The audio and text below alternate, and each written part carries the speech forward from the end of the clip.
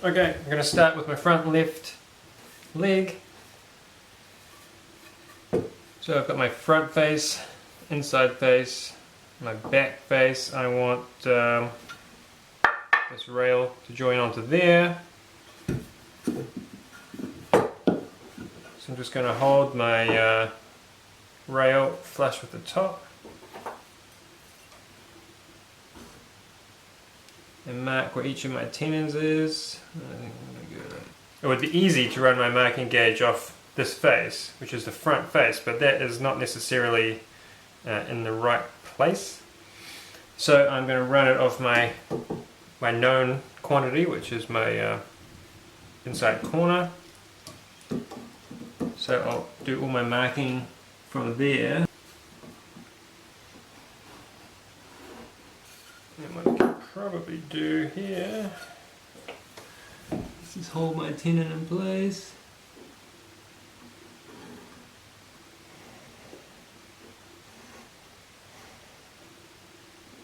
Right. And now let's just repeat that a bunch of times.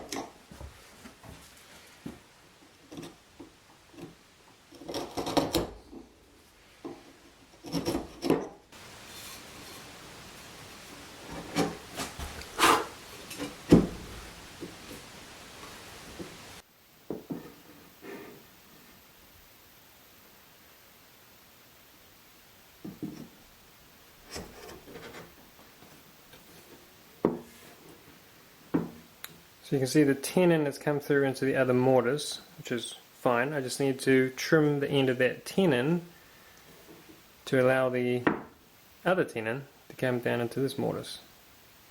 I think I might just shave a 45 or a rough 45 degree angle on that corner, and the same on the other one, and they might marry up in the middle.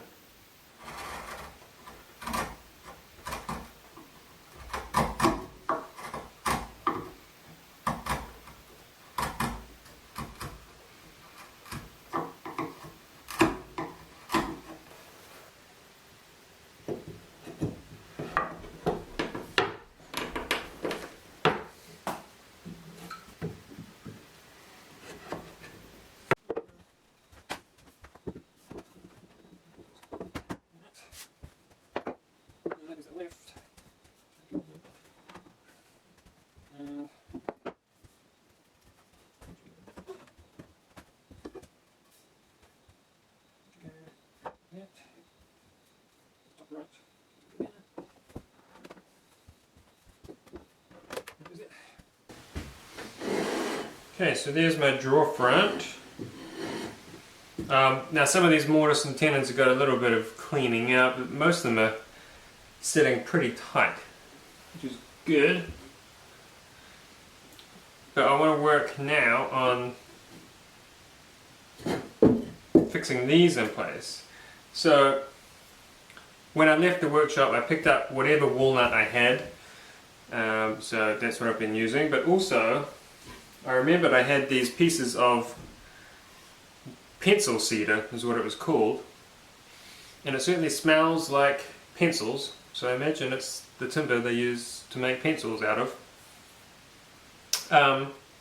I've got just enough, I think, to make my drawer.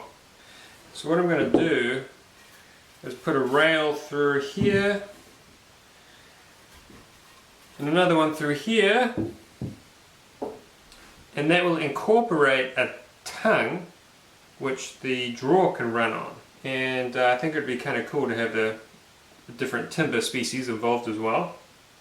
So let's go about doing that. First thing is to flatten these out, form the tongue, and then join them, blind dovetail here, and I think at this end I'm thinking about a through mortise and tenon that is wedged.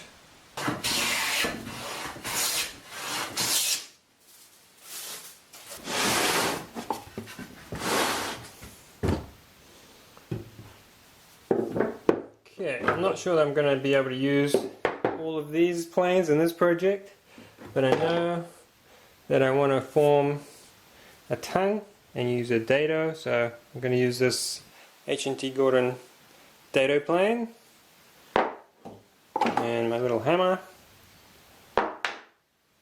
The rest of the work will be done with this kind of knockoff Stanley rebate plane. I want this piece to incorporate a tongue into it on which the drawer can slide. Now I'm going to make the groove on the drawer sides with this rebate plane, dado plane. It's 19mm, so I want to create like a 19mm tongue sticking out of this, which means I've got to remove timber on both sides. So I'm really just going to pick, I guess, somewhere right in the middle where I think the tongue might look nice. Set my marking gauge.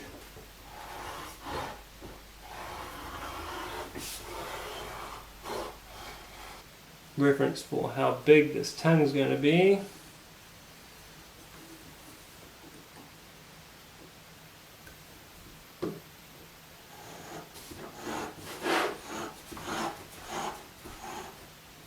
Okay, so I've just set the fence on my rebate plane to the marking gauge line.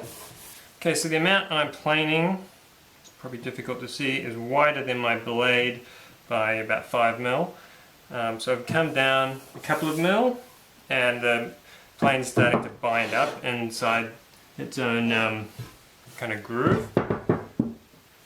So I'm just going to take off the other high point as I go. So I'll dig down a bit, then take this off, then go down a bit, then take this lip off, and it's just going to make life a bit easier.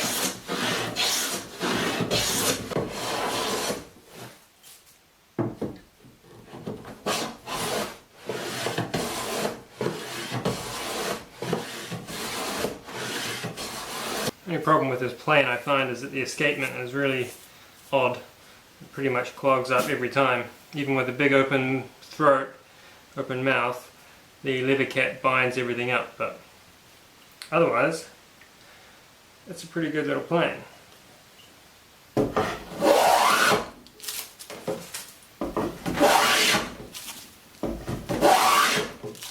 Much easier going with the grain than against the grain. Also, you'll notice on this side the blade, the rebate is as wide as the blade, so I'm not having to do the extra planing. So this is offset a little bit, doesn't really matter, as long as I keep my reference edge at the top, everything will be the same.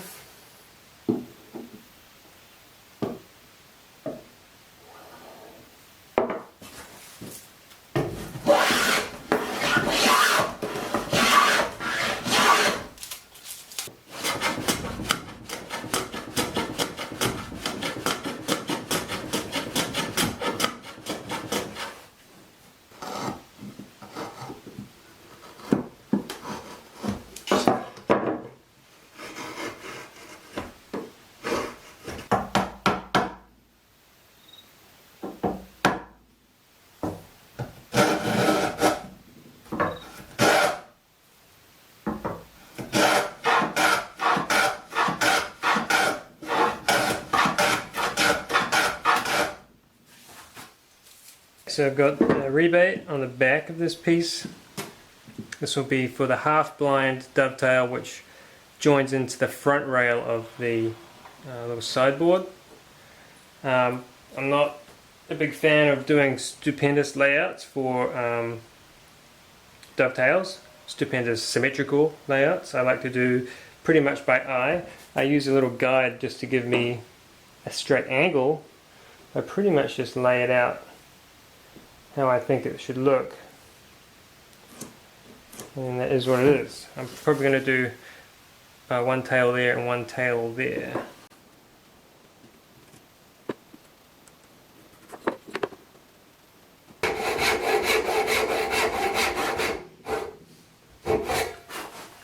Now you can probably see, maybe, I've run off a bit.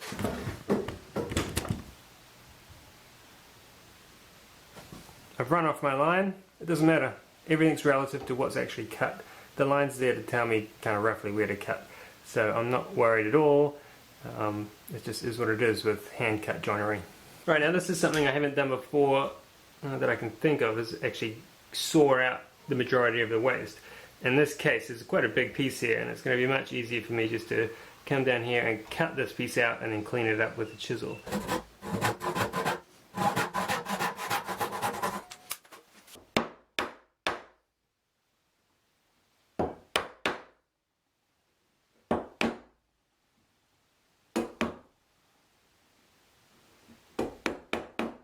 Okay, there's a couple of things I want to talk about here. The reason I put a rebate on the back of this for this half blind is that I can reference it right onto my piece and then just scribe where my dovetails are. So that's the easiest way to do it, and yeah, foolproof really.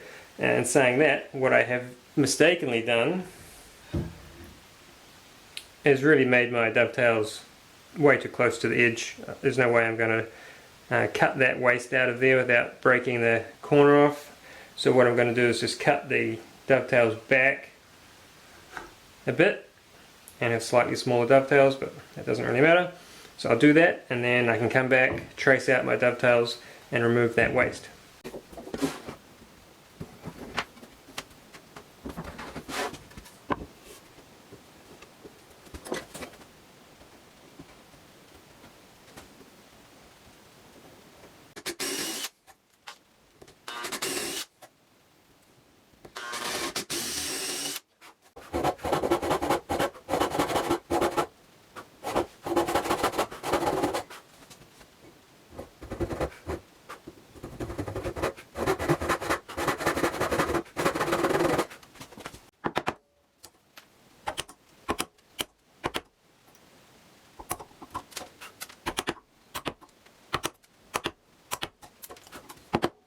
Typically I would do this lying down flat, so it makes cutting this way a bit easier. But I'm doing it because it's here and I can't be bothered shifting it just yet. Just realised I don't have a mallet here. So